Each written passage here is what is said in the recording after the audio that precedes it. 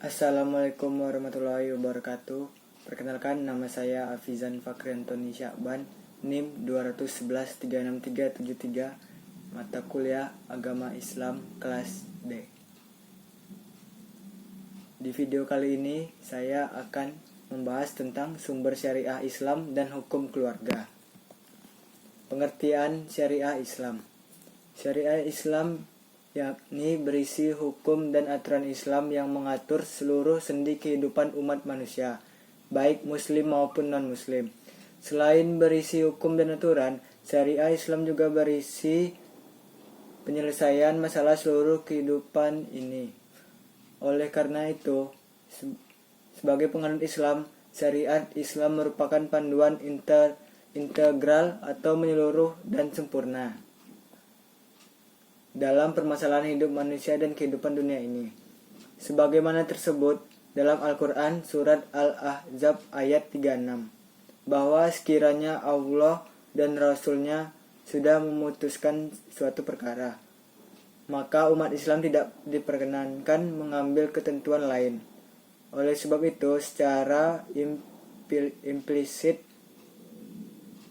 dapat dipahami bahwa jika terdapat sesuatu perkara yang Allah dan Rasul-Nya belum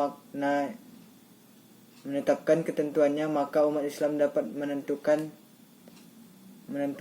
sendiri ketetapan itu. Pemahaman makna ini didukung oleh ayat dalam surat Al-Maidah, Quran surat 5 ayat 101, yang menyatakan bahwa hal-hal yang tidak dijelaskan ketentuannya sudah dimaafkan Allah Subhanahu wa Ta'ala. Lanjut, yaitu sumber syariah Islam. Terdapat 4 syariah Islam, yaitu Al-Quran, hadis, ijma, dan qiyas. Yang pertama, Al-Quran. Inilah sumber utama hukum Islam. Sumber-sumber hukum yang lain juga tidak boleh bertentangan dengan apa yang dikandung dalam Al-Quran. Yang kedua, hadis. Hadis atau as-sunnah berasal dari kata al-hadis, yang artinya adalah perkataan, percakapan, ataupun berbicara. Dari definisi umum, hadis adalah setiap tulisan yang berasal dari perkataan ataupun percakapan Rasulullah Muhammad SAW. Yang ketiga, ijma. Secara bahasa, ijma adalah memutuskan dan menyepakati sesuatu. Secara istilah, ijma adalah kesepakatan seluruh ulama mujtahid yang dilakukan setelah zaman Rasulullah untuk menentukan solusi dari sebuah masalah dalam perkara agama. Ijma harus dilakukan ketika suatu masalah dalam perkara agama tidak dijelaskan secara spesifik di dalam Quran dan Sunnah. 4. Yaitu qiyas. Sumber hukum Islam yang satu ini secara sederhana dapat diartikan sebagai sebuah analogi. Qiyas menurut istilah usul fikih ialah menyamakan suatu masalah yang tidak terdapat ketentuan hukumnya dalam nas atau Al-Quran dan Sunnah. Karena adanya persamaan lihat hukumnya, motif hukum antara kedua masalah itu. Lanjut ke keluarga, yaitu hukum keluarga. Istilah-istilah hukum keluarga dalam bahasa Arab yang terdapat dalam kitab-kitab fikih, yaitu al-ahwal al-syakhsiyah, nizam al-usrah, hukud al-usrah, munakahat. Hukum keluarga Islam adalah hukum yang mengatur kehidupan keluarga yang dimulai sejak awal pembentukan keluarga sampai dengan berakhirnya, yakni terjadi perceraian atau salah satunya ada yang meninggal, yang termasuk masalah waris dan wakaf. Tujuannya adalah untuk mengatur hubungan antar anggota keluarga, baik suami, istri maupun anak. Hakikat hukum keluarga. Awal terbentuk keluarga adalah dari hubungan pernikahan. Pernikahan dibangun oleh rasa saling cinta dan kasih sayang antara laki-laki dan perempuan. Pernikahan berorientasi membentuk keluarga sakinah yang berlandaskan cinta dan kasih sayang.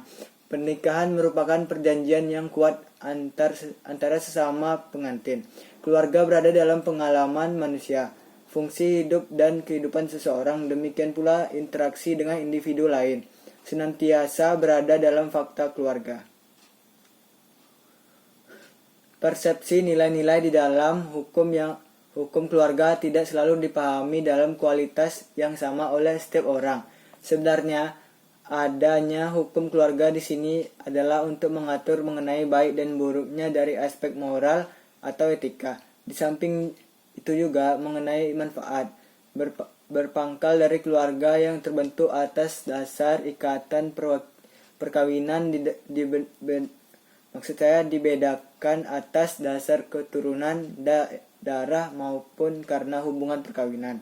Dalam hal hukum keluarga, maka bagaimana dan akan seperti apa aturan hukum itu dirumuskan? Sepenuhnya tergantung kepada kebutuhan perkembangan hidup bermasyarakat dan bernegara, serta mengacu pada landasan filosofinya. Landasan filosofi ini penting bagi sesuatu aturan hukum positif. Karena aturan hukum positif akan berlaku bila memenuhi 3 syariat. Ketiga syariat itu adalah berupa keabsahan secara sosiologi, yuridis, dan absah secara filosofi. Ruang lingkup hukum keluarga ada 6, yaitu munakahat, wakaf, wasiat dan perwalian, faraid, nafkah, hadanah. Sifat dan metode pembaharuan hukum keluarga Islam, yaitu tetap merujuk pada konsep fikih. Tidak lagi merujuk pada konsep fikih yang konvensional, akan tetapi melakukan reinterpretasi pada nas. Cara yang digunakan diantaranya maslahah, al-mursalah, saddu dariyah, regulation, dan administrasi. Hukum keluarga mengatur tentang pembentukan suatu keluarga melalui sebuah akad pernikahan yang bertujuan untuk membentuk suatu keluarga yang bahagia lahir dan batin. Hak dan kewajiban antara suami terhadap istri dan kebalikannya. Hak dan kewajiban antara orang tua terhadap anak dan kebalikannya. Putusnya hubungan perkawinan, nasab atau keturunan. Yang terakhir, kewarisan. Sekian dari saya. Apabila ada kekurangan mohon dimaafkan. Assalamualaikum warahmatullahi wabarakatuh.